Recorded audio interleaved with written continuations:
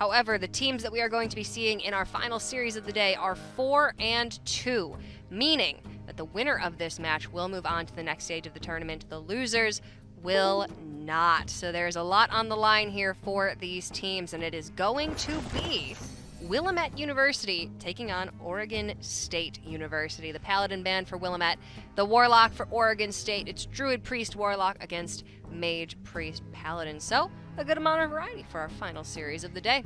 Let's take a look at the roster from Willamette. N-Dog, Attack You, J-Plays, and Big Wen with Studio Art, Computer Science, and Undeclared. I like that. Take your time, figure out what you want. Hello, Twitch chat. That's how how are you you get today? the Twitch chat's favor for sure, is just acknowledge them. They're killing it. They just want to be noticed. Oh, also just getting in there with a emote slash Twitch chat meme. just, they need a little attention. They're like a cat every once in a while. They come to you and they ask for some pets and then they leave and they're happy. Oregon State, Menke, Anton 128, and Agro, Biohealth Sciences, Bioengineering, and Biohealth Sciences. Okay, these three guys have a lot in common. Maybe a little bit less chat interaction here, but that just means they're all business, you know? Yeah. They came into this knowing this is their last chance to make it to the regional playoffs. They're not messing around. And I don't blame them. Like, a lot of these times, you really do have to focus and just make sure you're playing your best, because it's just the pressure. I mean, we saw Cal in our last series, and Cal is a very good team with competitive players, not just in the collegiate realm, but in the competitive Hearthstone realm for HCT and playoffs and things like that. And they made some silly mistakes. Yeah, for sure. They did stuff that you would never expect. The very first game, they made themselves dead to Pyroblast, which they could have played around, and some other small missteps that could have costed them. But it's always good to see that play deciding the outcomes of the games, and Yeah. Jamestown did play well, so it's cool to see them. Yeah, it is always nice to see the team that plays better actually come out with the win there. Even though they brought Murloc Paladin, thought Divine Favor was in it, and it wasn't. That happens. Double check your lists, guys.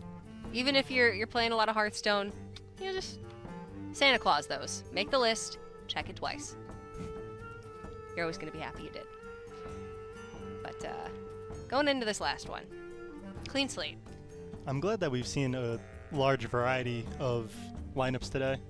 Yeah, Tespa has a lot of variety. A lot of different priest decks. We see that fourth deck slot in particular can really, really vary between teams. It's just, you know, it's personal preference a lot of the time, and whether or not there's like a Warlock or Paladin target in some of the lineups certainly matters, certainly changes what that fourth deck will be. Do you see that much variety in HCT events usually? I feel like there's two popular lineups right now, one that bans Paladin and then one that bans Warlock. But, you know, people are still innovating. You know, we didn't see any Dead Man's Hand Warrior until Odemian brought it out and won Toronto with it. So there's definitely a lot of room to bring stuff that people haven't seen before. That's another thing. Tespa tends to really follow pretty quickly after HCT Tour Stop metas. As soon as Dead Man's Hand Warrior came out and Odemian won Toronto, it flooded into the Tespa meta. That's when we really started seeing more of it. So thank you, Odemian. Dead Man's Hand Warrior is the bestest deck to cast ever because the games are super short. And then you play against it on ladder and watch your opponent game armor forever. Or so it feels. Now, I actually really enjoy the deck. It's really cool from just a goal standpoint. There's not a lot like it in the game of Hearthstone, but these two decks are a little bit more straightforward. It's going to be Willamette on the Jade Druid deck. The only curious thing about this list is they do have one copy of Innervate and one copy of Mark of the Lotus, although I personally enjoy both of those decks. I think Mark of the Lotus is a very strong card and certainly can find some purchase in Jade Druid. Talk Puzz? I don't think that's what they're going for. Is someone injured? Next time they're going to have to take a Subchat look in a does mirror. not work very well backwards. Not like Nostum and Or Matson and Bob. What? Oregon State's playing Spiteful Druid. And Spiteful Druid actually is a deck that is very strong, or Spiteful Priest, excuse me, is a deck that's very strong against Jade Druid if it just hits that power curve. If you get that Spiteful on 6, Druid without Naturalize has a very difficult time clearing up a single big minion very early on. Yeah, I'd actually say this is one of the strongest matchups for the Spiteful Priest. just the minion pressure is not something that Druid deals with well, especially because, you know, you don't go very wide on the board. You just play a couple minions that are very strong, so then you're never, you know, too susceptible to spreading plague. Willamette has a lot of early interaction, can clear off quite a bit, but they don't have that ramp. They don't have Wild Growth. They don't have Jade Blossom, Nourish. Well, they did play one Wild Growth this game, so they got a little bit of a ramp going. They did decide to coin it out. But they're going to need to find their own development at some point. Meanwhile, Oregon State just going to keep on trucking. And finding another Shadow Ascendant. Pretty good here. Going to continue to buff up that Cleric, which now it's going to be out of range of that swipe. Willamette may honestly have to use Branching Paths for draw, just to find some of their own threats, because this is going to be a tough board to clear off without any bodies of their own. Yeah. You know, this is a little bit of a weird turn, because you do want to deal with that Shadow Ascent before it keeps buffing up. But at the same time, you really want to save that Spellstone, because it can potentially get upgraded next turn with the Branching Paths. Yeah. So maybe you just swipe the 2/2 here. It seems inefficient, but I don't know. All the plays are really awkward this turn. If Oregon State has a 4-drop they want to play, they won't also want to heal the Cleric. And because both Ascendants have been played, now Willamette's looking at Netherspite Historian plus a lesser heal being a pretty big punish. But they can always Branching Paths for armor twice, have a fully upgraded Spellstone, and take out the Cleric that way.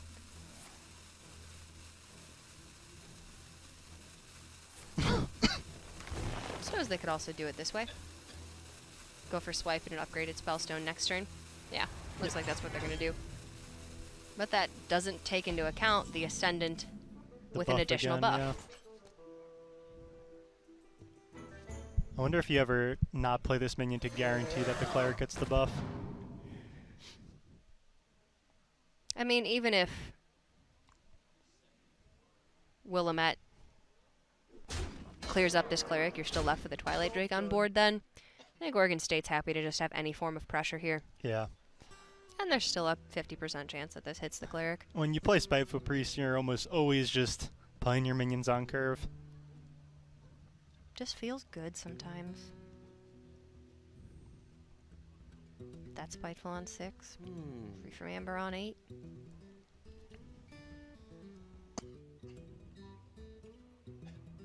Well, Willamette. There's nothing else to do here, but that buff will hit on that Cleric. And Willamette, no other way to gain armor.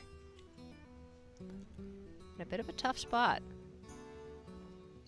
Yeah, I mean, you could use the swipe here to clear out the Twilight Drake, but then you're stuck in a position where it doesn't feel great to use that Spellstone just on the 2/1. Shadow Ascendant, you can't clear the Cleric. It's tough. I don't mind playing the Iron Golem and maybe just taking out the Twilight Drake with the Spellstone, because it is 4 damage right now, right? Yeah. And then, assuming the Cleric runs over the Golem and heals, it goes to 5. You can swipe Hero Power. Either way, you're not killing this board in one turn. So what's the best way Willamette can dismantle this in 2?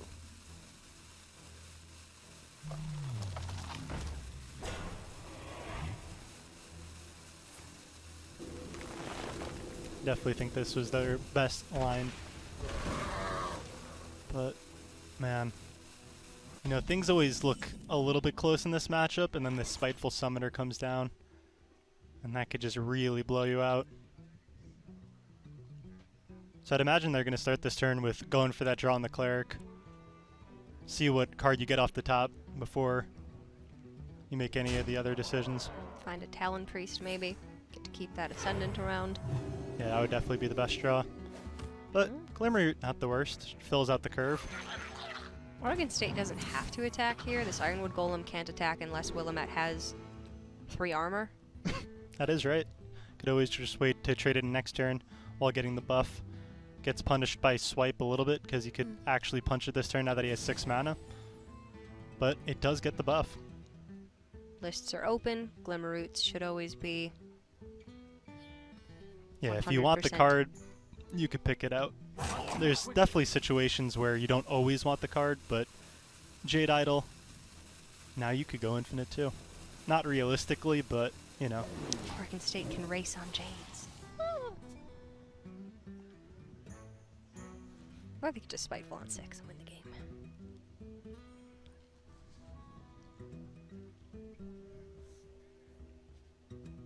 Swipe Hero Power kills Northshire Cleric. It doesn't clear up the Glimmer Root or the Shadow Ascendant. Jade Behemoth, you know, maybe just force Oregon State to trade again. They already showed that they were unwilling to get rid of this Shadow Ascendant. Yeah. And coming up next turn, it's actually going to be a 50-50 for the 8 mana or 10 cost minion. Sometimes people just run 1 copy for each for a member just because the 10 drops are so much better than the 8 drops. But they opted to go with 2 here, and now they're going to have that big 50-50. But there is actually some 8 drops that are better than 10 drops. Yeah, Tyrion's a pretty good one. Cthulhu and N'Zoth and Yogg-Saron are the worst 10 drops that you can get, just But based solely on stat totals. there is a couple 12-12s, and those are good.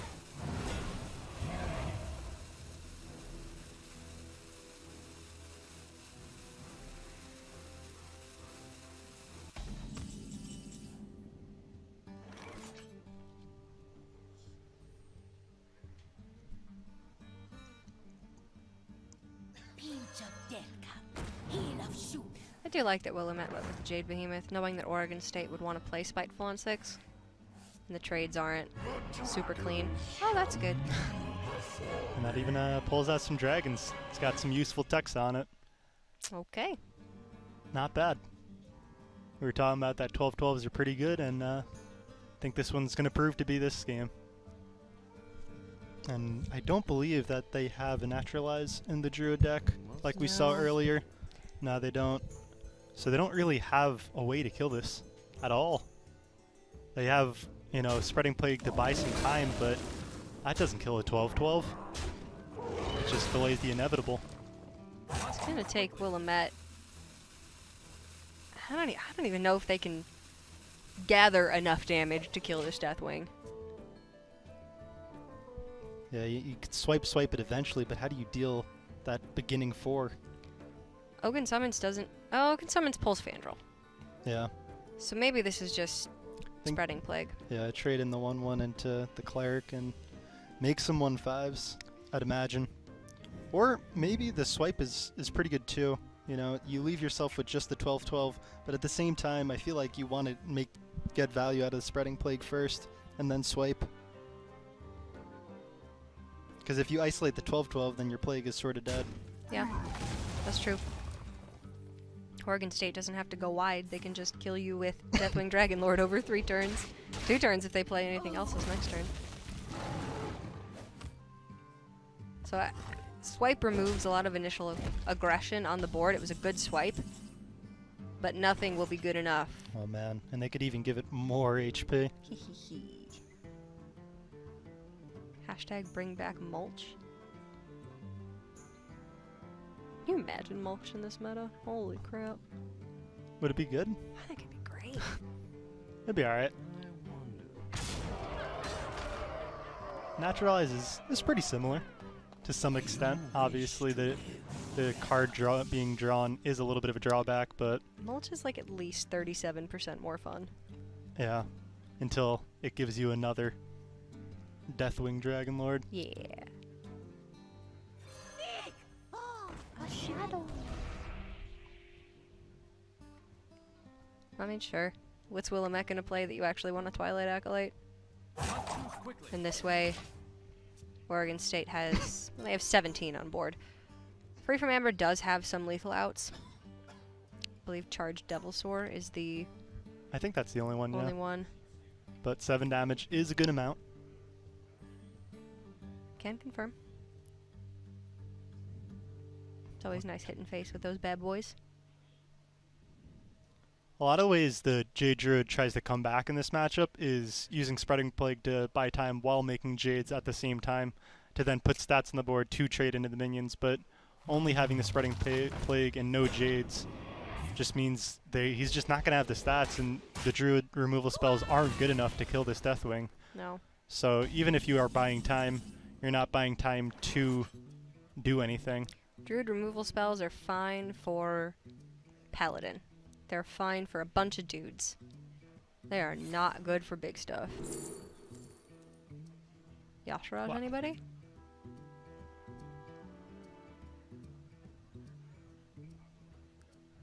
They're thinking. Gotta make it look like it's a tough choice. Do we go with May or Noggenfogger? Ah, do we go with Nozdormu? No. Yasharaj. But, you know, this matchup's pretty much just going as expected. It's probably, maybe even the best matchup for that Spiteful Priest has. So, it's, you know, very telling that their game plan beats up Druid pretty well. Yeah. Just look at all these stats on the board. Yeah, I mean, Spiteful Priest has great game against Druid, is decent against Warlock. Oftentimes, the Spiteful Priest just becomes the Warlock with Draconid Operative, with Mind Control, can steal Gul'dan and N'Zoth, a bunch of Void Lords, and they usually have more cards left when the Warlock is fatiguing. But, I mean, if you can just get there with a Deathwing in this matchup, there's your win.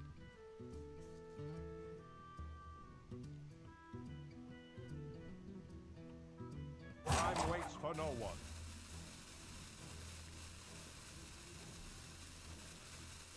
Yeah, these 1/5 taunts are going to look really wimpy compared to these big boys coming out from the Priest. Only one gonna be left over.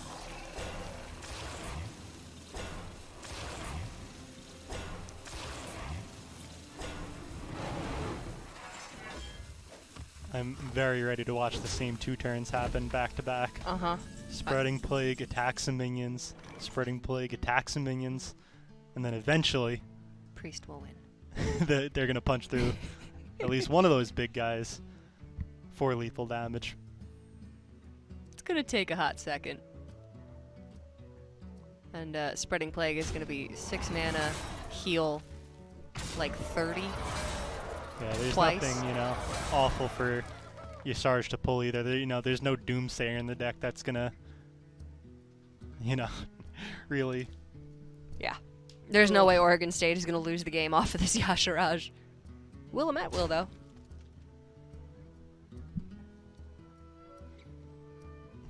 The reason to stick in the game is to hope they draw Spiteful Summoner, they get the 8-drop, and then they get the Mage Legendary.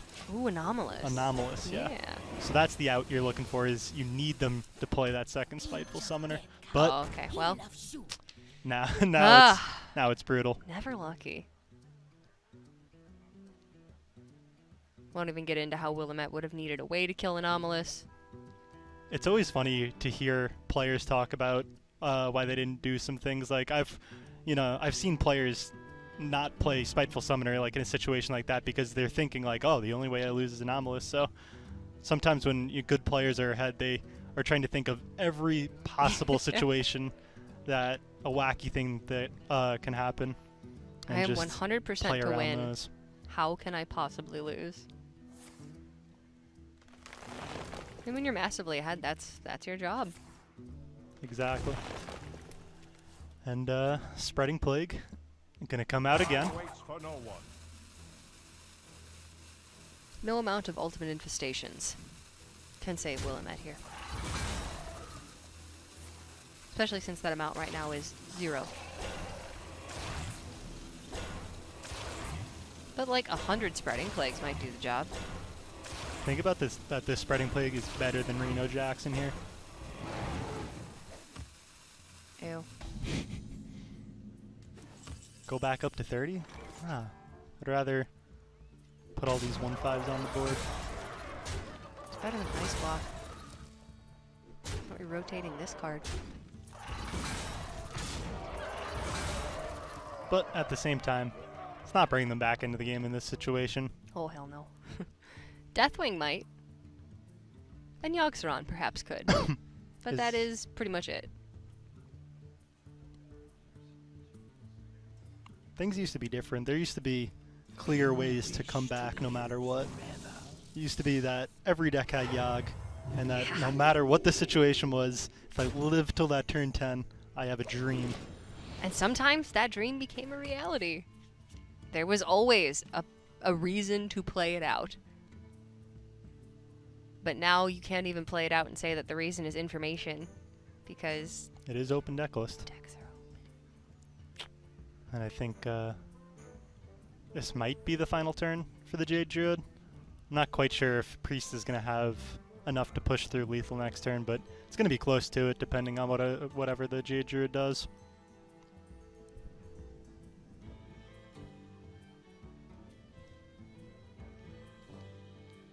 Oregon State University. Their only comments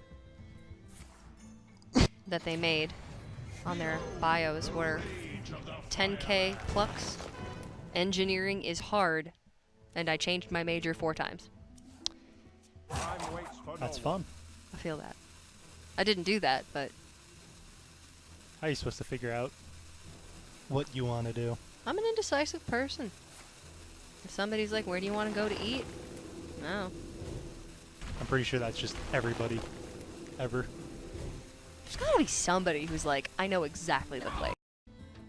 2 for 20s, Nostum. You in? No. I don't blame you.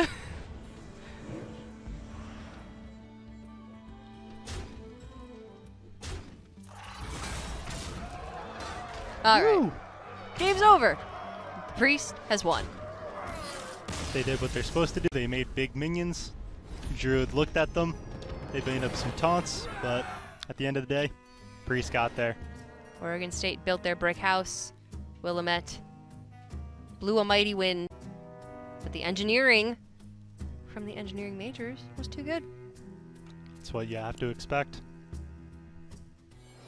It is. It's just the first game of the series. Definitely a lot of Hearthstone to be played. Can't get too down on yourself. No. That's one that's really, really difficult for the Druid to win. You need the Priest to not have the curve. You need them to not have the Spiteful Summoners. And, you know, if they miss, then it is very possible for the Druid to win. Other than that, they can't ramp mana and Jades by turn 6 to compete with the Deathwing Dragon Lord. It's just not possible. So now Willamette, with their Paladin banned away, we'll still have to get that Druid win alongside the Priest and the Warlock. Oregon State now with just the Mage and the Paladin. So sitting up at a 1-0 lead. Nothing impossible to come back from. It's when you get to that 2-0 point that suddenly things start getting a little bit shaky. There is always hope. There's always hope. Except in that game. So much hope. Yeah, without something like a Naturalize, just you know once that 12-12 comes down that eventually that thing will kill me. No And it did. Yoggs, no dreams. Alright, so the Warlock banned away, the Paladin banned away. We're not going to be seeing the really aggressive Paladin from Willamette. It was not dudes or Murlocs, it was just face Paladin. And it was kind of neat, so I'm a little bit sad that we're not going to see that, but we still will see their Warlock deck at some point, which is a Cube Warlock with a bunch of cards in it that shouldn't be in Cube Warlock. And honestly, I'm kind of selfishly hoping that they win so I can ask them, why did they put Treachery in their Warlock with no Howlfiend and no Doomsayer? Because I don't The I don't reasoning know. really might be so their opponent doesn't ban it. Like, how many bad cards can you put into Cube Lock to And bait your make it opponent to bad. not ban it? Cube Block is still Because Cube it's still Block. probably pretty good, even with the Treachery in there. It's got Treachery, Fellfire Potion, Siphon Soul, Twisting Nether, Cabal Trafficker, which Seiko played with and did really well with, so that's not necessarily a tell. Gnome Feratu, Stonehill Defender, Mortal Coil,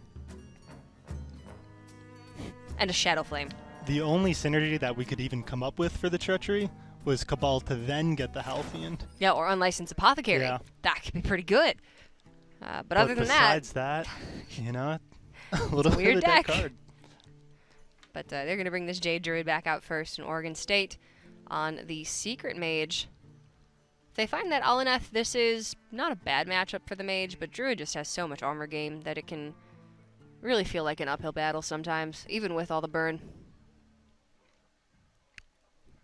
Yeah, a lot of times the Mage has to kill them pretty fast. One of the most important cards in this matchup for the Jade Druid is just Malfurion. Be able to armor up every turn. And see that Mage is going to have at least a reasonable hand just because they do have that Alunith.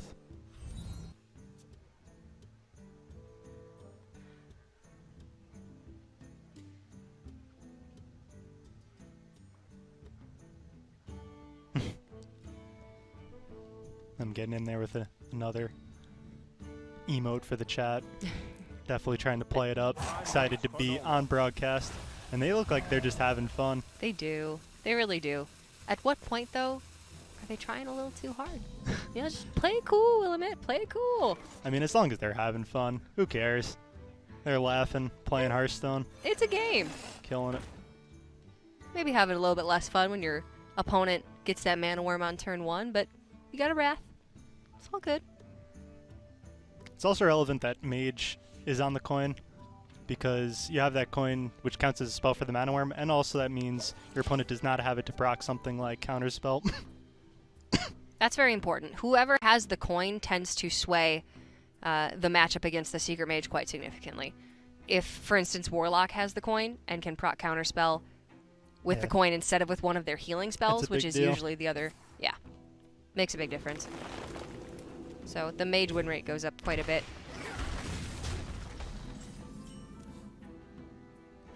But we do see that they had the Wrath, not the most common card in the Jade Druid, but working out very well for them here.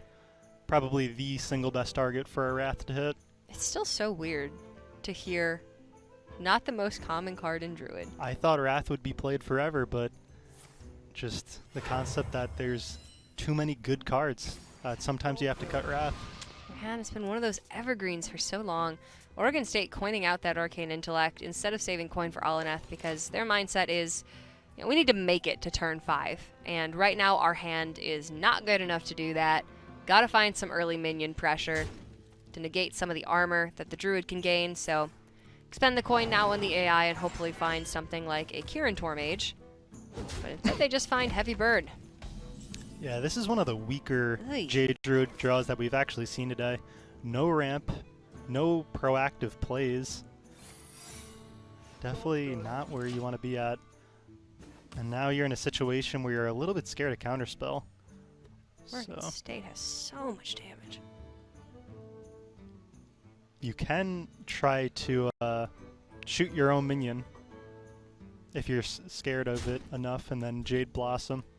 It would look a little bit silly, but would honestly be a pretty reasonable play.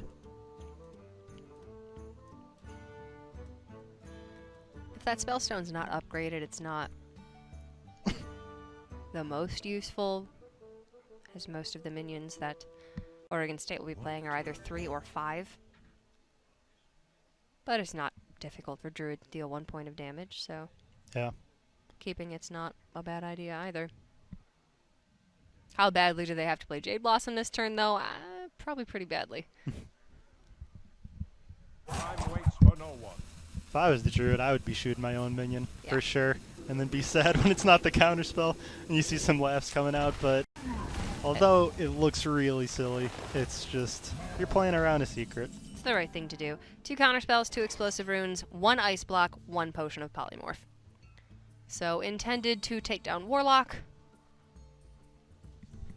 Kirin Mage, a fantastic draw. Except Oregon State cannot play a second explosive runes until that first one is procced. I wonder. Yeah, you just might have to play out this Kirin just for the body here. But they are going, and they're shipping this fireball right to the face. I mean, it's going to hit him in the face eventually, so why not now? Yeah, that's true. That's true. Also frees up a little bit of hand size for when you eventually play Alunith. Thing is, the Alunith is going to be fetching Oregon State a bunch of minions. When ideally you get your minions down early, get that chip damage in, and then Alunith just finds burn.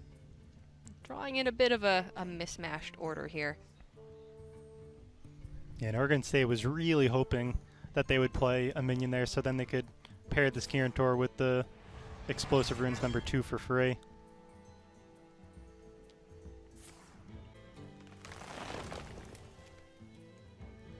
Willamette going to get to that ultimate infestation in just a couple of turns.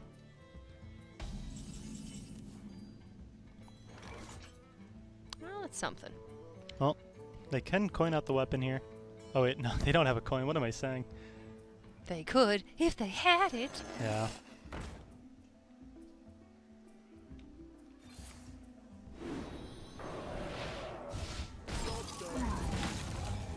But developing the Mana Worm, killing off the minion. Pretty reasonable line. Gonna start a little bit of board presence, and Jade Druid finding that Malfurion. Most important card in the matchup. Being able to gain that 3 armor every turn. A lot of times you can just try and fatigue the mage because Jade Druid just has so many ways to gain armor right now. We saw one branching path get used, but between Malfurion, the Ultimate Infestation, and even just the second copy of branching paths, that's just so much armor.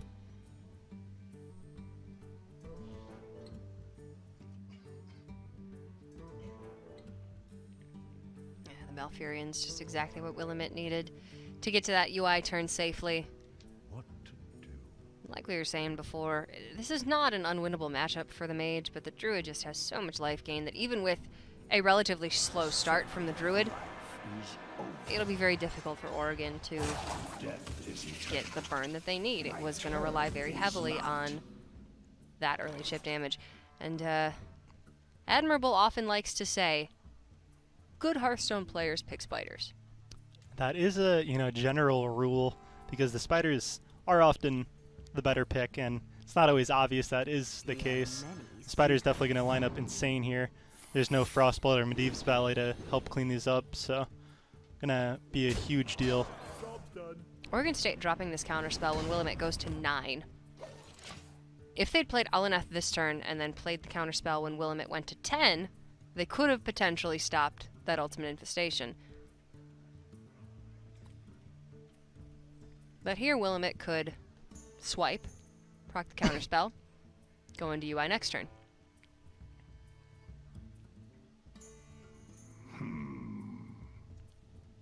Yeah, at the same time, you don't even have to actually UI next turn because being able to play this Aya, you get a 3/3 and a 4/4. You're able to kill both these minions on board if you want. You could hero power one of them. 2 if you think you could take the damage. Save a Spidey. And then you're really not in too big of a rush. You're in a really safe spot. Especially since Oregon State's played a couple of played a couple of secrets. Crystal Runner would be free. Having that Spidey for the Crystal Runner is nice. Or just for the minion that comes out of Fireland's portal here. I like this Oregon State pointing it all at face. They do have an ice block in the deck, and Crime Street Enforcer will find no targets. But even a 4/4 is not the worst. So we'll give Willamette a little bit of information on what Oregon State has in hand, as the Enforcer did not proc at the end of turn. There was nothing to buff.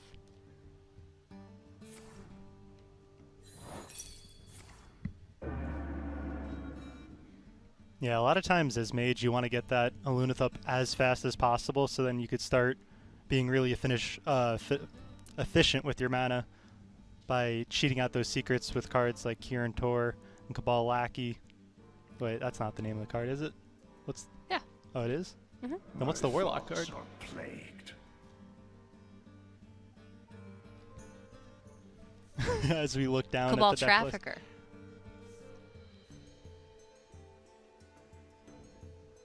And there's Cabal Courier. It's definitely Cabal Lackey. Okay, I got it confused with Possess Lackey And for there's a minute Possess there. Lackey, I okay. definitely called Possess Lackey Cabal Lackey at some point today, I believe. Death is eternal. Whoops. We haven't actually seen a Q block, I don't think, so I think you're fine. Oh, nice. You're good, Bob. Don't worry. Yeah, it's tough to get that Alunith down when you're facing a board of minions, and there's never really a safe time. Willamette just gonna go aggressive here. Close this game out. Yeah, as the mage, you really want to find that minion heavy start and then put up like a counter spell to stop like a key turn from the Jade Druid. But none of that really happened this game. They didn't really get up the weapon the turn that they could potentially have. But Jade Druid really cruised through this one pretty safely. Is there only one AI in this deck? There's 2. So, Vaporize this turn and Fireball face. Then hit Arcane Intellect, Ice Block, and second primordial glyph for Fireball, and then he still didn't have lethal with Pyroblast, so never mind. It would take a stretch for sure. But look at, they are They are laughing. so fun. Yeah, they're absolutely loving it. I wonder what they're talking about. Probably Hearthstone. I mean, that's my favorite thing about Tespa is just the guys coming together, and even telling that other team that the fact that they didn't even know each other beforehand, and now they look to be good buds. Yeah, Thanks to Hearthstone bringing them all together. We've seen some teams come together by like answering Facebook posts for people who just wanted to start a team. There was one we saw last week where they came together like 2 days before the start of the tournament to form their team, and now they're like best buds. And it's always so nice. I don't know. I wish I had that when I was in college. Like, I had friends. Don't get me wrong. But not Hearthstone I'm very friends. cool. But no, I didn't have Hearthstone friends. And those are the coolest. They're the coolest. Just wanted my GNC, you know? Alright, Death so is eternal. I think they got him killed Is here. not. Got him And that's going to be dead. tying up the series. Good and dead. That Druid going to be out of the way for Willamette. Oregon State with the Mage still up, but as long as that Warlock needs to be played. I just want to see the Treachery be drawn, and them winning increases the chance of that. And also, how could you not root for these guys when they're smiling so much? The Treachery needs to be drawn. And then never played. Well, I actually really want to see them get the Halfine from the Cabal Trafficker, and then they get the Defile, discard their entire opponent's hand. I mean, that's... I want to live the dream. I want to be like that happy guy dancing as he defiled away. Yeah, that was a All the great cards. clip. That was a good one. And I feel like that's gotta be what they were going for. Treachery with Doomsayer or Treachery with Halfine. It wouldn't be the first time today No. that a team thought they put a card in their deck and actually did not. And it was probably the situation that it was maybe Doomsayer that they thought was in the deck list. Yeah. That could have been an oversight. And that's one of the most important things, you know, when you're submitting lists, you should look over them. Have all your members look over them. Have a friend look over them. Double check, because you don't really want to make mistakes. No. We don't know if it was a mistake, though, or if it was entirely intentional, but we will find out. We're going to be coming back with game number 3 right after this. This poor town has seen its share of trials. Now we face a new force, sinuous and vile. The way ahead is haunted. Our hackles stand on end. We'll make our stand right here. Our choice is crystal clear. We are the beasts, the monsters fear.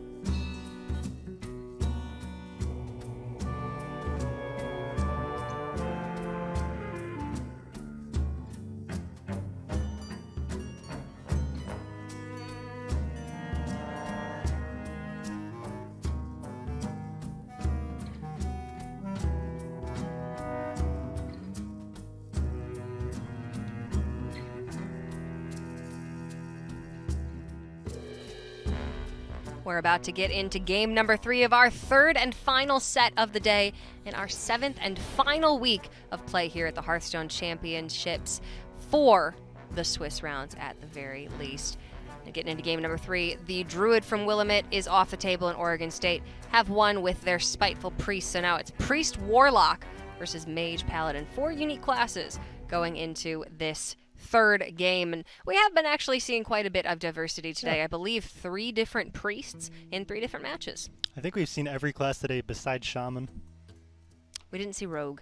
Oh, that's true. Yeah, didn't see Rogue, but yeah, other than Rogue and Shaman, we have had Hunter, Warrior, and all the ones that you see all the time. Yeah, and Rogue does have its spot in the metagame. You see both Questrogue's Kings, so Bane Rogue, good. and Quest Rogue. Yep. We have seen Quest Rogue on this, I'd say at least once a week, and every time it comes out, it just dumpsters its intended target and then like retreats back into its like happy little cave. It's definitely one of those decks that, you know, you build a lineup to beat a specific thing, and it definitely does that well. But we've seen a lot of lineups, you know, including the ones we're seeing right now, just decks that they're comfortable with, decks that they think are good, and just try and play them well. Not quite so targeted, but just well-rounded lineups. And that does seem to be the more popular strategy, is targeted lineups.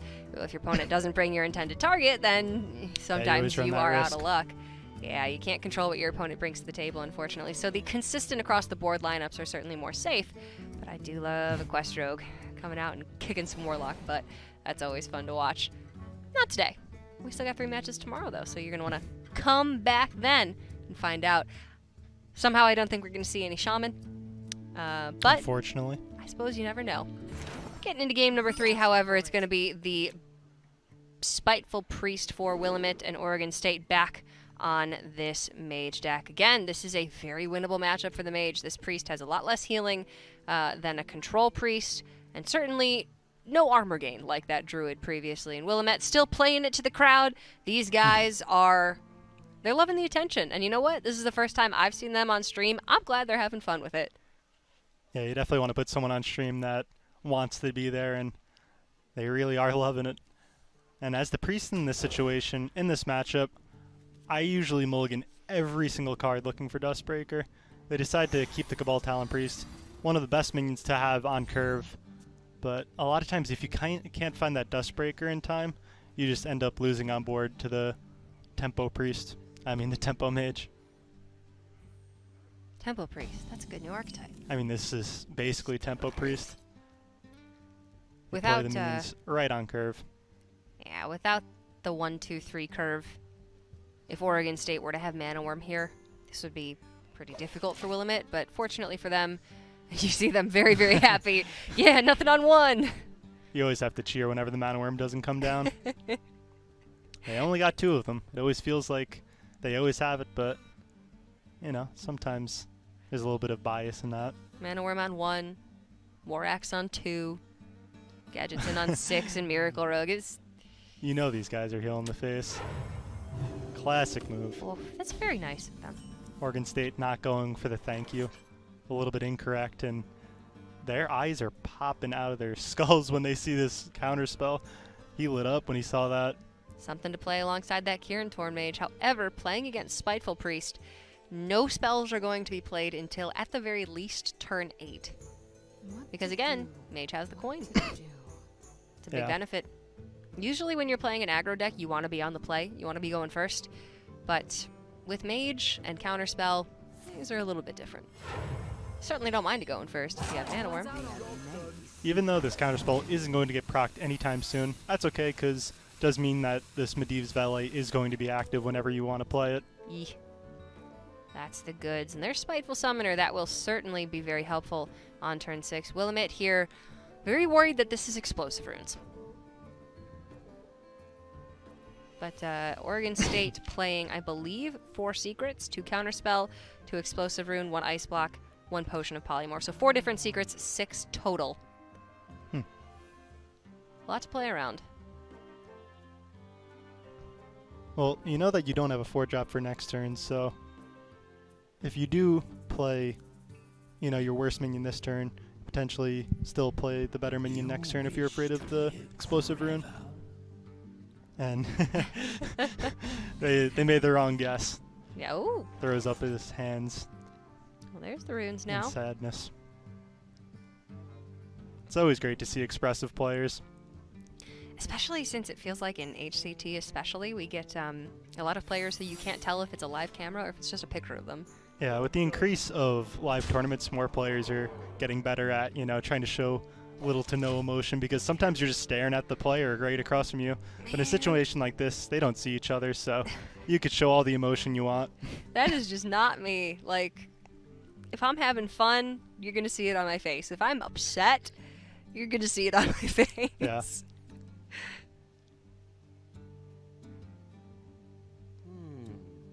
So Willamette can't play around the explosive runes with that cleric first. They take 3, but then the Tark Reaper gets to live. Yeah, it's still a really good pickup because you really do Is someone injured? want that Tark Reaper to live. Obviously, had they gone with Tark Reaper last turn and then Talon Priest this turn, they could have potentially had a buffed up Tark Reaper.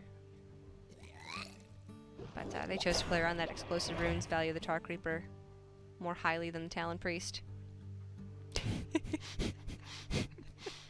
Do I trade? Do I go face? What do I do?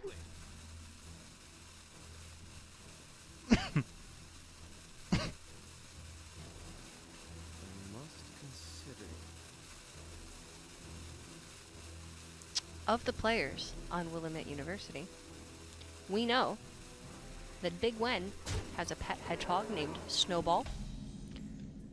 Jay plays college basketball and wants to get into eSports. Dog Attack U says, although I enjoyed dancing when I was younger, I use, and then it cuts off. So, Who knows? we know nothing other than he enjoyed dancing. But that's good. Does that mean he doesn't anymore? I don't know. That'd be sad. Could there have been like a horrible, tragic life event? I hope not. Turn him off from dancing forever? That'd be sad.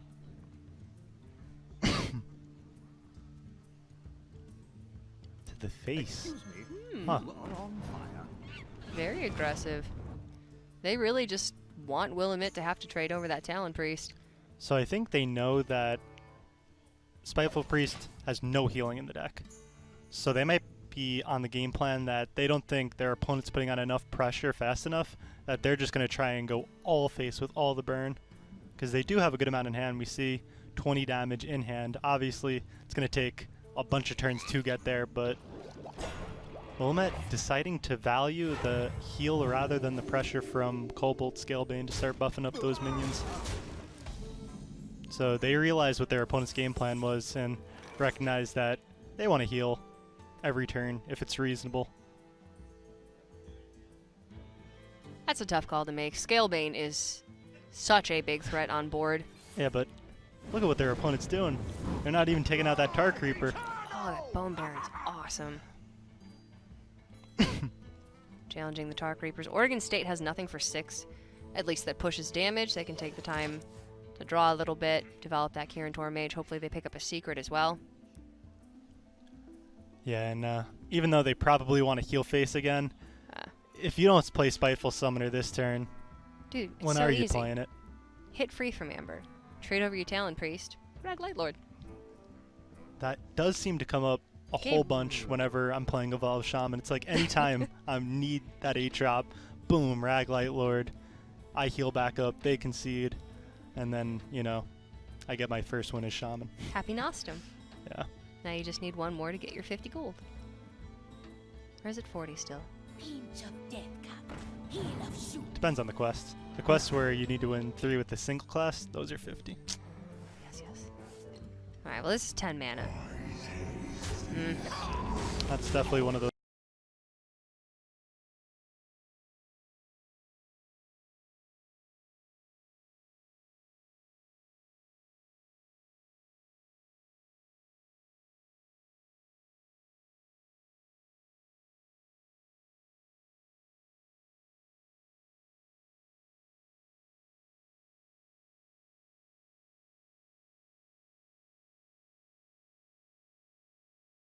Low rolls.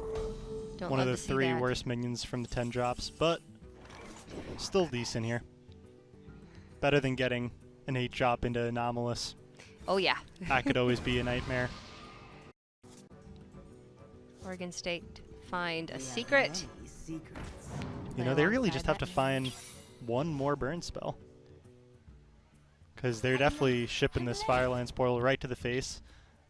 Or I guess they might kill the Tar Creeper if it means they can push more minion damage, but Yeah. they're going to do whatever pushes the most damage. Because they've shown that that's their game plan for many turns now. Willamette can Scalebane heal. They go to 19. Pyro Firelands is 15. So even with 2 more heals to face, Fireball ends the game. Yeah. And that's not adding in potential face damage from minions, because right now Oregon State is challenging on board as much as Willamette is. Willamette can't even think about potentially ending the game right now because they need to Yeah, they need to respond. A lot of times when you go for this all-out face strategy, you end up losing on board, but they've been able to have enough pressure, you know, with the Kieran Tor and pushing out the 0 mana 5/5, even get a good result off the Firelands portal, that they've been able to keep up on board while just pushing everything towards the face. Willamette won't even free from Amber on turn 8 into a potential taunt, because that counterspell has been up since turn 3. Turn 2? It's been a while. Yeah, you have to know that's a counterspell. Because a lot of times, you know, one of the most common discover options is Obsidian Statue because it's a class card. But they need to find a spell, maybe from that Glimmer, to then proc that counterspell first. And Frostbolt is burnt, but they're going to need to find a little bit more. And finally, a Firelands portal is going to clear a minion. This is 1 less damage, but definitely the right play. Servant of Kalamos. Again, another reasonable 5-drop.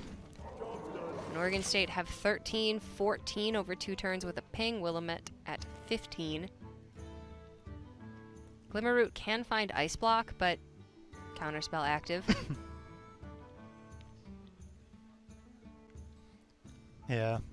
They just need the mage to just brick for a couple draws and just make use of that hero power every turn and try and get out of range. It's possible. But if you're going to play the Glimmerroot, make sure to lead with it and see what you get before you proceed with the turn. Might change what the plan is. Archaeologist. They were really hoping for a cheap spell there, but couldn't find it. It's unfortunate. One of the great things to find too is Glyph, because then they could just use the Free from Amber to proc the Seeker, which doesn't feel good, but then you could Glyph into something like Greater Healing Potion or Binding Heal. Have to heal face. Yeah. And kill all the minions, no more leaving Kieran Torres up, we've not already. We've seen how that goes. Usually not good. Cal did not win that game. Even with head in hands, they're still looking like they're having some fun. The Potion of Polymorph is not a good draw for Oregon. It doesn't deal damage to face. Mana Worm gets killed pretty easily, so now Willamette can start to pressure back a little bit. Yeah, and each turn it becomes harder and harder. Like Fireball will be an out for 2 turns, maybe 3. Willamette go to 15. Oregon State ping to 14. They've got a couple turns. And Willamette need probably 2 to proc block, I would think. So 3 to kill. Yeah. So they do have time, and there's definitely good draws. There's Glyph, Fireball, a Lunith, Arcane Intellect, potentially. A lot of burn left. No, order! Why? That's okay. I mean, Is it really? it's... That's pretty bad. That Yeah. might have just pushed their clock back a turn. Yeah, I think that did just cost them a whole turn. But they were a little bit afraid of explosive runes, right? I believe so. So Yes, it's not they've strictly wrong, because they would have taken 3 damage if they played the Archaeologist first. Yeah, So they that's could have right. been playing around that instead. They've only seen one as a 50-50 between runes and Potion of Polymorph. Oregon State with another brick. Yeah, and you have to ping face this turn, I believe, because your opponent does not have lead, and you need Fireball to be an out And if you don't ping face, then if you go Pyroblast and they heal twice, then Fireball won't be lethal. So you really need to ping face here and hope they don't have a way to pop you. Go to 14, heal. Pyroblast, but then Willamette would heal to 8. I think they may be out of range already, actually. Time runs out on me. I mean, if you ping them to 14, then they heal to 16. You Pyroblast them, and then they heal again. Yeah. And then you yeah, Fireball yeah, ping you're right. and they're one out. Yeah, it would be one off. Alright, so that does mean you should ping that there. Did the math a little bit wrong, but you know, that's your job as a caster, is just get the math wrong so the players could look absolutely brilliant when they get it right. I mean, we're not the ones playing. Pinch of death. Rag Light Lord. Please. No. Tyrantus. There are no taunt or healing options from 10. Alright. That is often why 8 drops can be better, just because they are more than just stats on board. Yeah, you could get some effects.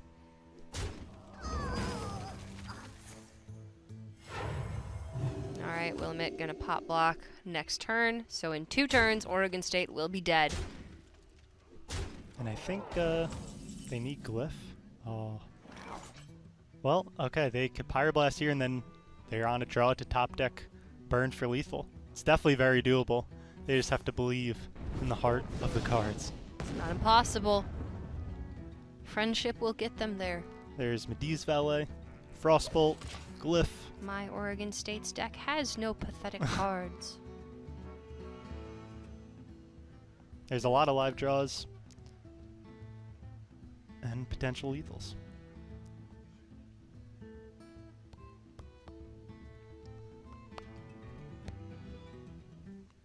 A lot of times this is what Burn Mage comes down to, is you play to your outs the best you can, and then you hope for that burn off the top. And, you know, you have to give credit to Oregon State. They did play towards this out. If they played maybe for a little bit more for board and pushed less damage to face, they could potentially not have this out here. Yeah. It is rare that this deck actually plays straightforward and just kills its opponent. I mean, Aleneth is only 1 card in the deck. It certainly adds to the consistency of the deck, but you're not going to find it every game. Yeah. It's not a guarantee.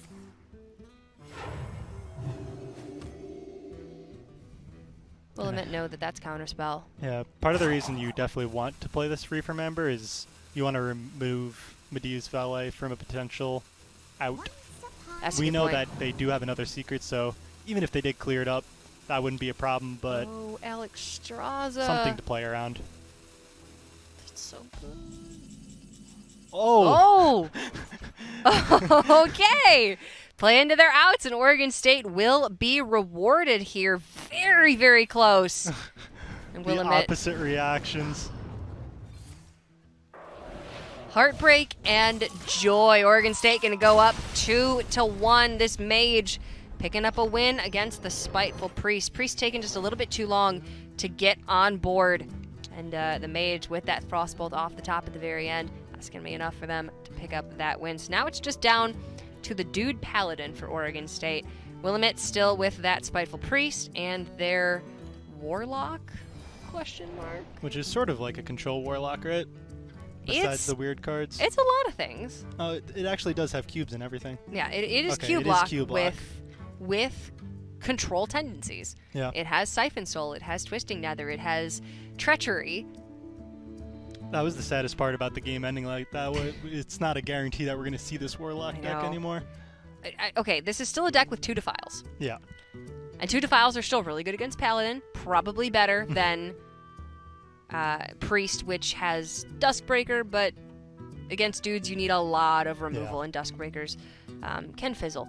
So I still think they may be bringing out the Warlock here. It is the better matchup out of the two. And I would have to imagine that if they didn't have the weird tech choices in this Warlock, that it would have been banned out. Because I feel like with the lineup that Oregon State has, that Warlock is probably normally the best ban for them. If you're bringing Dude Paladin, usually you're banning your opponent's Warlock. Dude Yeah. Paladin just it's not good. You can put equalities in it, you can put spellbreakers in it, it doesn't really matter. Defile is often a full clear, Hellfire is often a full clear. The second Void Lord comes down, you can just like throw your hands up and say, can't do it. It's really, really tough. Yeah. So I do almost wonder if Willamette was mind gaming a little bit and putting all of this weird stuff into this Warlock deck to make it a little bit subpar so they just get to play it. I really hope so. At the end of the day, it still has 2 Void Lords, 2 Lackeys, 2 Doom Guards, 2 Cubes, and Blood Reaver Gul'dan.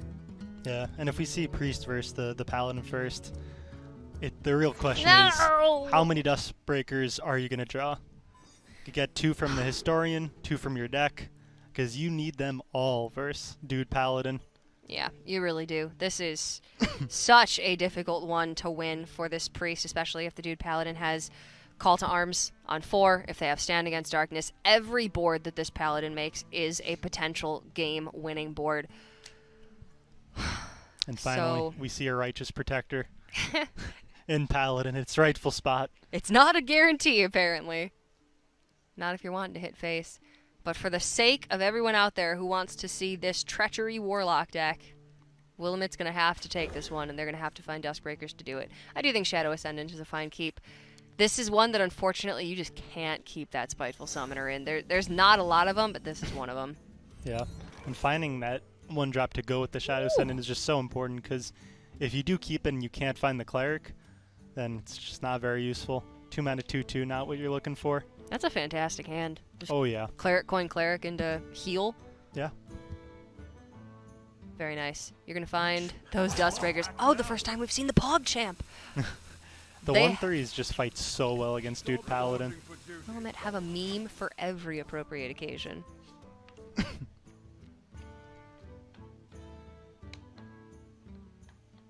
Direwolf Alpha can clean up one of the Clerics. Yeah, I would like to see them play both here. Guarantee that one of them's going to live. It's play one or... Nah, just play both, and then you get to play the Ascendant anyway. Yeah. There's no real point in playing Cleric and coining out Ascendant on 2. Someone injured?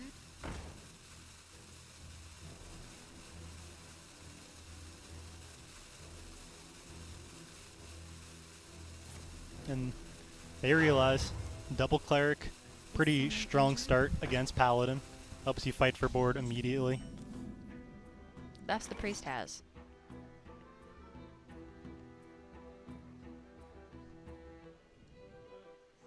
Willamette can follow this up with a Cabal Talon Priest or a Tar Creeper, even a Curious Glimmerroot. Then they've gotten pretty much the start that they need.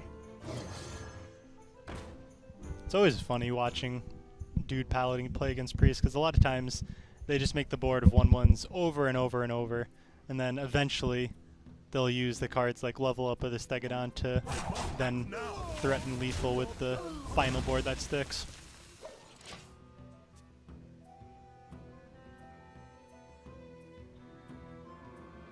Willamette gonna need to find something to do on 3. They always have the option to heal, and since Oregon doesn't have a way to kill this Cleric, that heal is additional resources, but that Unidentified Maul is a pickup. Wow. Yeah, definitely going to help fight for the board here. Clear out that minion without having to trade off your Direwolf Alpha definitely feels good. Oh, they're getting rid of the Ascendant first.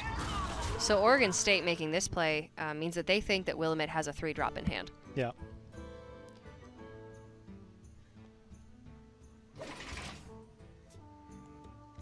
But even if you did have a 3-drop, I'm usually pretty happy to take a card draw when, you know, you can.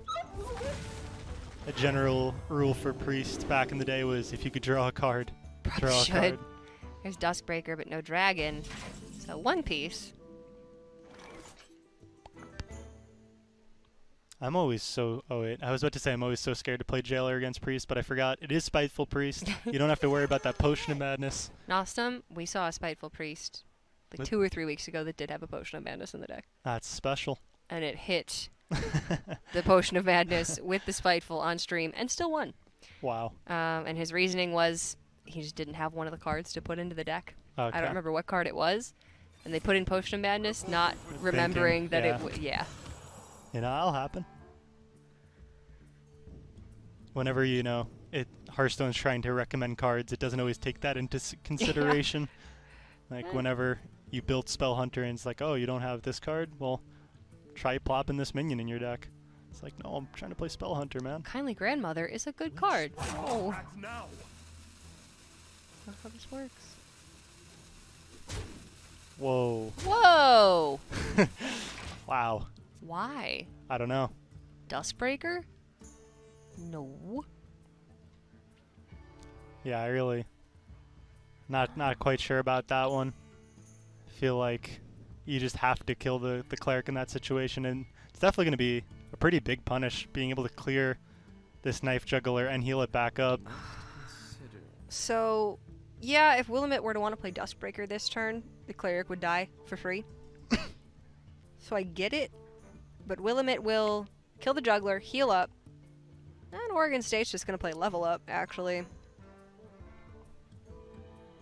But a lot of times you can't play around Dustbreaker forever, so you have to accept like the first one and then refill, and then hope they don't have the second.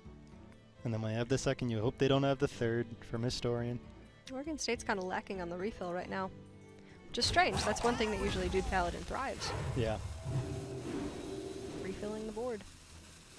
Willamette just need to find a dragon. One dragon and they're sitting pretty.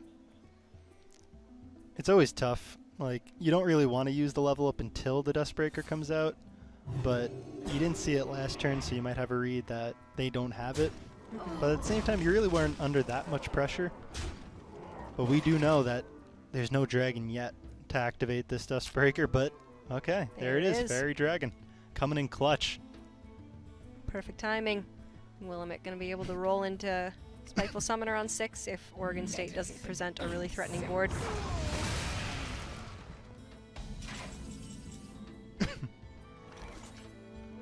So Oregon can dump their entire hand.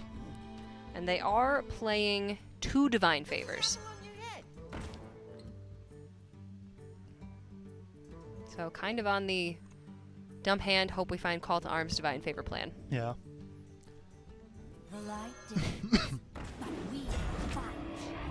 So do you hit the minion before you play the next 2 to guarantee that your juggles are efficient? Yeah, I think so.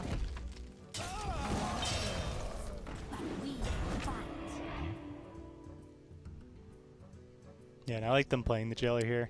No reason to be efficient with your hero power. You want to get this jailer out so it dies, so then you could then throw those dudes right onto the board. 100%. Nothing to worry about. No reason not to play the jailer.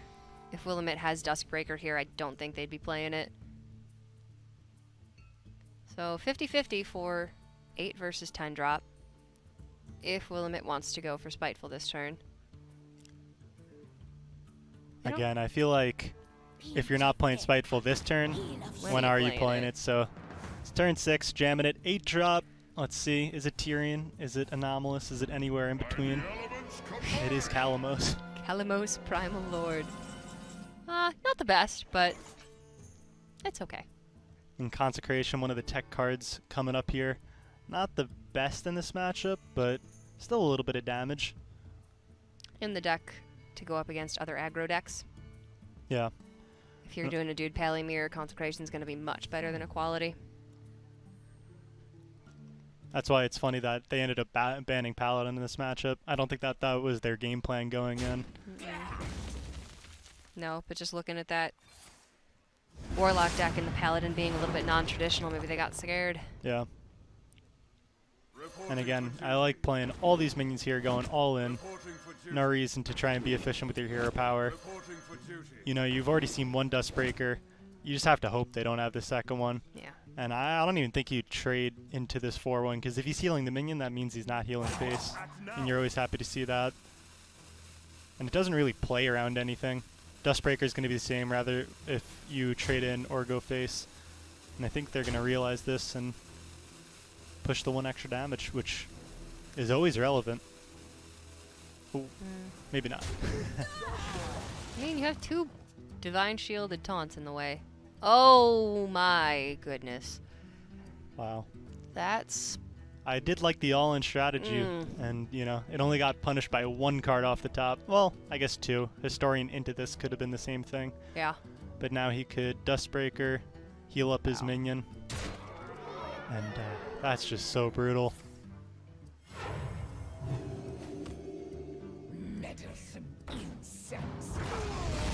That is really unfortunate for Oregon State, but that's one of the best reload cards they have access to. Yeah, it was either that or Divine Favor that they needed to stay in this game, and they got one of them. And picking up these Divine Shield minions, always a big deal, because now you have potential Tyrum, because these minions are very likely to stick around.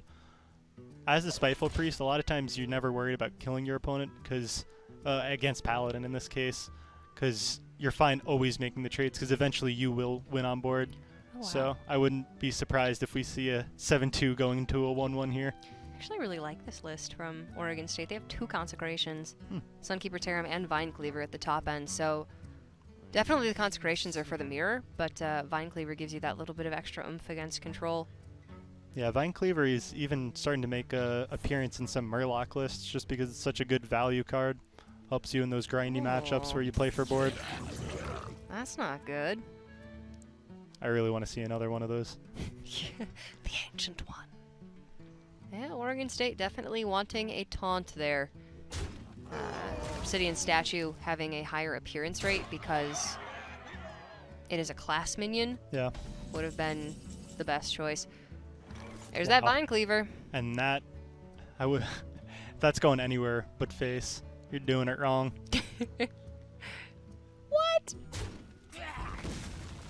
This changes the math. Well, if Willamette has... Yeah, all but right. you have to not die. Yeah. You do have to not die, I suppose. Yeah. Because they were That is repping important. lethal. And they just end up playing a bunch of stuff anyway. So I think it's going to be a situation where It's close. you have to go for Free from Amber again. Hopefully find that Obsidian Statue. Or that giant Mastodon, or Sleepy Dragon. Sleepy Dragon. Yep. There's some good options. Getting some fist bumps in for good luck. The They know they Friendship need it, FFA. I believe. No. Oh. Charge Devil Sword! Is that enough? Is that lethal? Oh.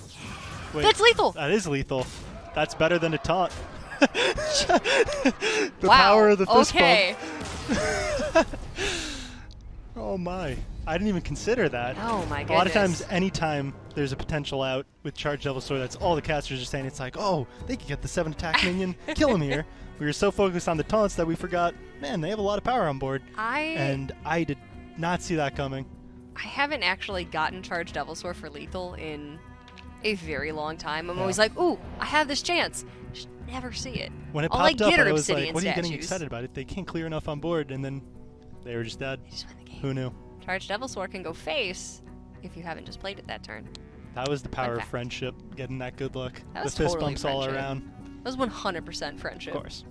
And now we finally get to see the Warlock. Can it pull through? With a little bit of wacky tech choices, is it going to do well for them? Who knows? It can still just play Skull of the Minari into Voidlord. Yeah. It can still Lackey Coin Dark Pact. It There's can very strong mechanics in that deck. it can still defile. Like the Yeah. core of the deck is still there. And It's I have just to imagine it's favored for them. I would think so. Yeah. I would think so. They just took some weird stuff and put it in. And I can't wrap my head around why they put Treachery in without Doomsayer or Howl Fiend. But again, Never seen it done before. this is the win and in for both these teams, and coming down to Game 5. Wouldn't have it any other way. Yeah. Team that takes this game will be moving on to the regional playoffs. The team that loses, unfortunately, this will be the end of their tournament road. Well, there's the skull. And there's the Defile. That's a pretty good start. But this is not an impossible one for Oregon State to win. Dude Paladin is incredible at building up threatening board after threatening board. Eventually, one of them may stick. That's when you hit him with Level Up, with Light Fuse Stegadon. It's a lot of damage, and there is a copy of Spellbreaker in this deck, potentially to get through the first Void Lord, or to shut down the first Lackey. Not to mention 4 surprise damage with Consecrations. Interesting that they decided to keep a Maul here. The Divine Shield Maul Purifier, I believe, Yes. is, you know, always a big deal when you get that, because Defile and Hellfire really do not deal with Divine Shields particularly well. So they're taking a chance there on getting one of the better ones. And Crystal Lion, also one of the better cards in the matchup. If you're able to cheat that out early, not an easy card to remove in the early game. Lost in the jungle, and Champion's Maul gonna cheat out that Crystal Lion very fast. But Willamette with the Defile in response, and their Skull into Voidlord into Carnivorous Cube, and they're like, how are we so good at Warlock? You know, takes time. Takes some practice. Eventually you too can draw Skull of the Minari and Voidlord. They're going to find the Dark Pact for sure. Oh yeah. I mean, that's just the nuts curve. It's, you don't get it every game, that's for sure. But when you do, oh cheese. Feels good. And they have the Hellfire too. There's only one Hellfire in the deck.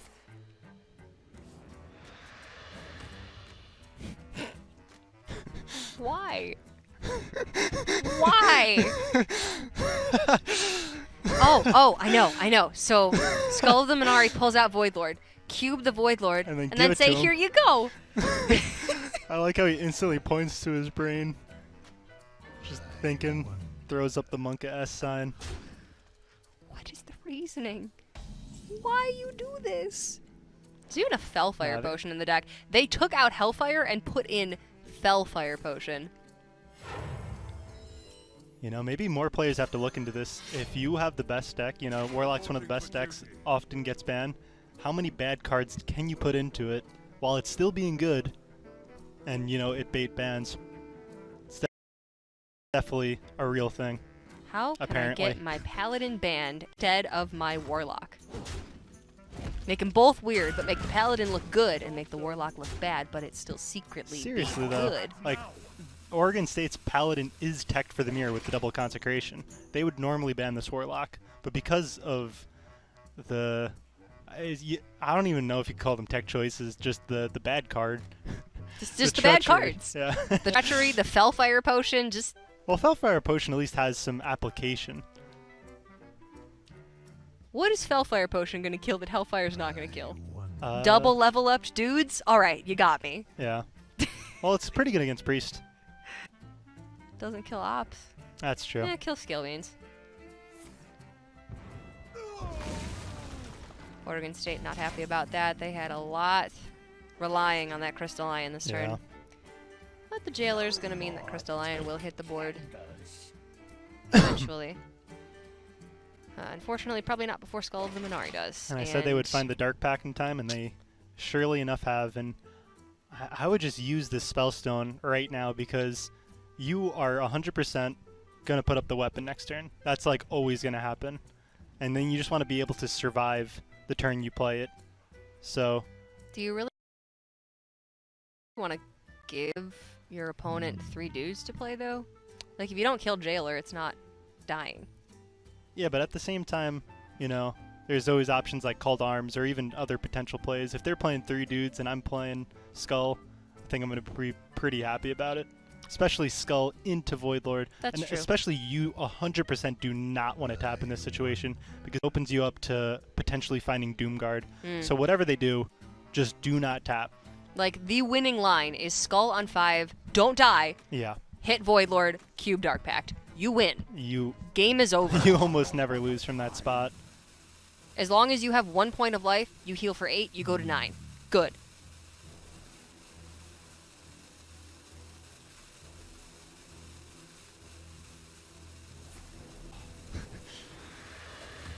But they found Coil? a coil. Coil. Okay. Well, they decided not to kill it off, which is fine. As long as they don't find Doomguard off the top, pretty sure they're going to be in a great position. Skull pulls before the draw. Yeah. So as long as there's a Doomguard off the top, Voidlord will be pulled, guaranteed.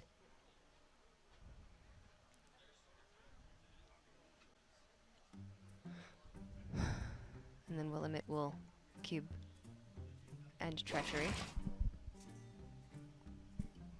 And then still somehow win the game? Yeah, and that's not Doomguard coming off the top, so just equip the weapon here.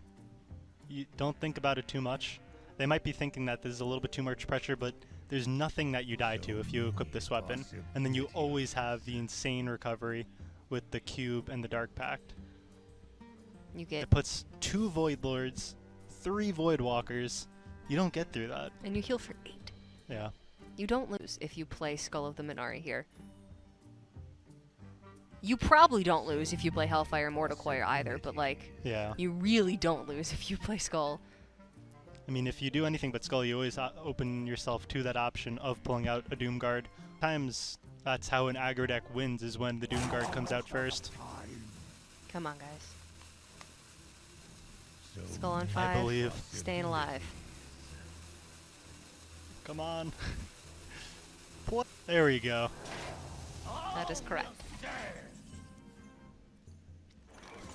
Oregon can't play Tarim this turn. They can play Tarim the turn after, but oh well. Yeah, they're going to try and push as much damage as possible and just hope a guard flies out. But they're going to be pretty sad to see that their opponent has the nuts. That's the only way to describe it. Willamette got the nuts. And even when you put some weird stuff in your deck, you can still draw the best cards. And they're definitely more favored in this matchup than they would have been in a Paladin Mirror, so... Yeah. Well, you know, Oregon State isn't 100% out. They need to find Tyrum exactly off the top, I believe. Yes, 100%. Games always look, you know, impossible, and then Tyrum comes along and gives you some hope.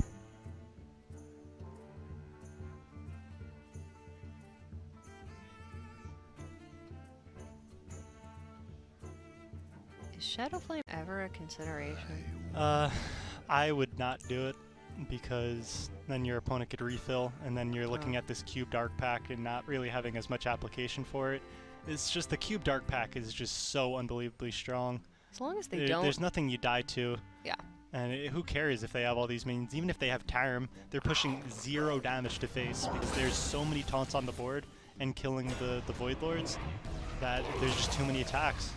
The only way Willamette lost there is if they played Hellfire, because Oregon State has Consecration. Yeah. That is... Yeah. And that is not Tyrum. Oh, well, they can draw a lot of 1/1s, but... They can. They can throw a lot of knives.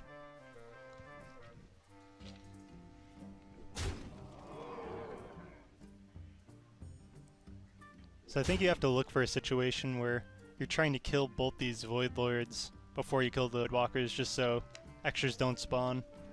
I don't know if the Consecration's going to come out this turn. Definitely think you want to focus on killing both the Void Lords first. But one of them's definitely going to live. Well, this is still a really good Consecration. Yeah, and putting the Void Walkers to 1 HP means you're going to get 2 juggles here. Hopefully it cleans up a couple of them. There is still a world where Oregon State, with a Tarim draw soon, could Well, take this. The only problem is that they can just Shadow Flame one of these Void Walkers, and 1 damage AoE is just enough in this situation. And you see them hover it instantly. That is So weird. in that situation, we're at the point where Tyrum doesn't even bring you back here. It's better than both Defile and Hellfire here. I thought he was hovering the Treachery for a second. That would be very bold. That would be so It would not hurt your chances mean. to win, but You'd still win, but that'd be so mean. Yeah. I didn't even know you can use Treachery when they have 7 minions on the board. For some reason I thought you wouldn't be able to use it, but I guess the minion just dies. Yeah, I guess. Yeah. Nobody has ever wanted to do that in the history of Hearthstone. So many possibilities. I think I've actually seen a clip before of someone doomsaring and then treacherying with 7 minions on board and then did die, so I guess that's how that interaction works. But this Shadow Flame, one of the tech choices we were talking about, not common, paying off huge here. It's a bit of a weird one, but still a great card. It's just a card that has fallen off a little bit, and oh, Willamette is getting excited. That's a Stegodon, though.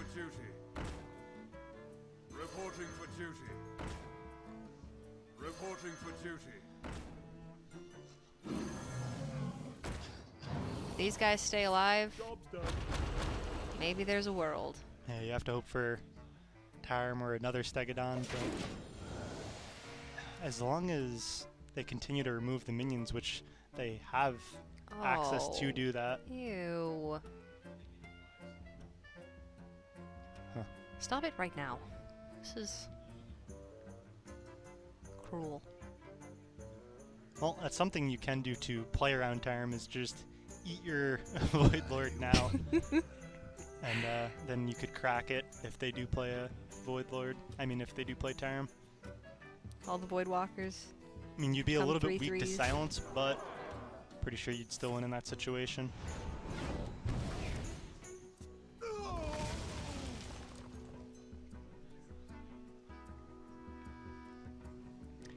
Keep in mind, only one Void Lord has actually been played this game. Still one in deck You always and two seem to Doom forget Guards. about that. It's like, really, they've only played one demon? They just manipulated it this much? They're not even playing N'Zoth in the deck. Just cool down. I mean, you have to cut some things to make room for all these wacky cards. Alright. I'm a big fan of seeing Rin played, no matter when it happens. Reporting So I'm for okay with duty. this. Reporting for duty. Oregon State's tournament road may be coming to an end here if they can't find a level up or a Tarim or another Stegodon ASAP. But even still, Willamette can just Hellfire here and remove Yeah. the chance of that ever happening. As long as they remove this board, this should be a for sure win for the Warlock.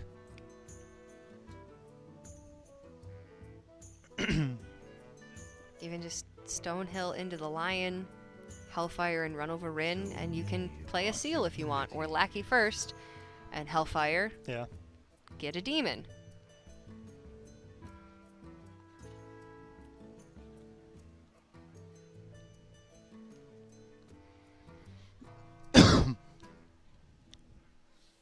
It's good for them realizing that they could push this one extra damage. No reason to trade this into Divine Shield because they could just kill it anyway with the Spellstone. Yeah. Really showing why they're about to qualify for the playoffs. If they don't want to play that Lackey down, just heal up to 13. Lethal damage Oh. represented. Divine Favor, although that's going to draw some cards. Or lethal it's gonna be damage a little actually too not late. represented. Well, unless Lackey Spellstone pulls Doomguard. Yeah. Tear him. Buddy. Where were you at a couple turns ago? What's up with that? Magic shall not save you.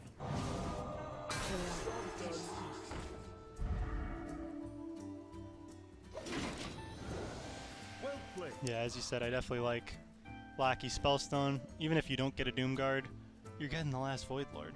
And that thing's going to make sure you don't die. Nosferatu treachery. Stretch it. Oh. I mean, you could Okay. also kill... Oh. They oh. found All it. right. Yep. And they did it. That's the PogChamp backwards. Also, doesn't really work well as a backwards word, but Meh. they did The it. intent is still there. Look at them, hug's coming Willamette. So excited. They have qualified for the regional playoffs with a 3-2 victory over Oregon State. With that Warlock deck with a treachery and a whole host of other weird stuff, it's still Cube Warlock, guys. You should still probably be headed away if you're playing Paladin. Really unfortunate for Oregon State. They are out of the tournament, but hopefully we'll be seeing more of them Yeah. in our next season. But for now, Willamette are going to take it. I'm And glad we could actually ask some questions Oh, about thank the goodness. preparation going into this tournament, because I really want to know, was that intentional? Did they forget Doomsayers? Were they trying to bait a ban? I'm skipping I'm the ready to feel find good, out. and I'm going right to the hard hitting. What was it, Yeah. and why? The world deserves to know, because I really cannot wrap my head around it. But we are going to find out right now. We have an interview ready with Willamette, the winners of our final match. All right, guys, I'm going to skip the feel good stuff because I think we know how you're feeling right now, but we need to know, what were you doing with that Warlock deck, and It was- why? It's our best deck by far.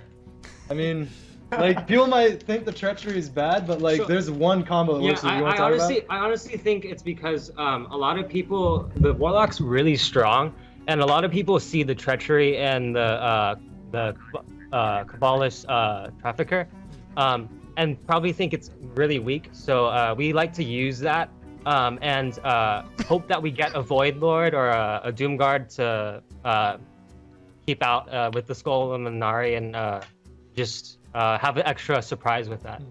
But no, it's like that one card. It's the 3/6 when you play a minion, discard a card. So when we get that and it gets summoned by the weapon, we treachery that and give it to the enemy so they can discard their deck.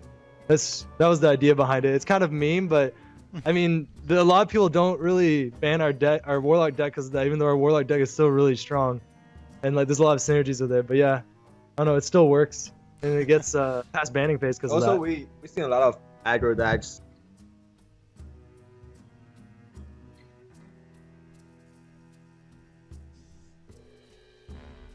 I think you may have muted the Yeti there. Oh There my bad. you go. That's not when I picked it up. Did you miss to say that? something? I was like, is that just me?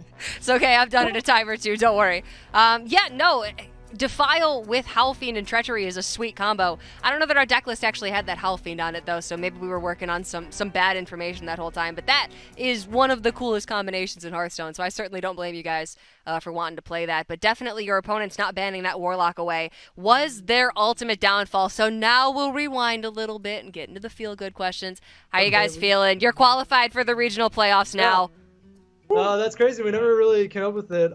Nathan kind of came to us, and like I never met Nathan. Like we just had one class together, but we just all came together because we really liked Hearthstone. We just all got really into it. And we started just doing really well. So it's just really good to be here. Yeah.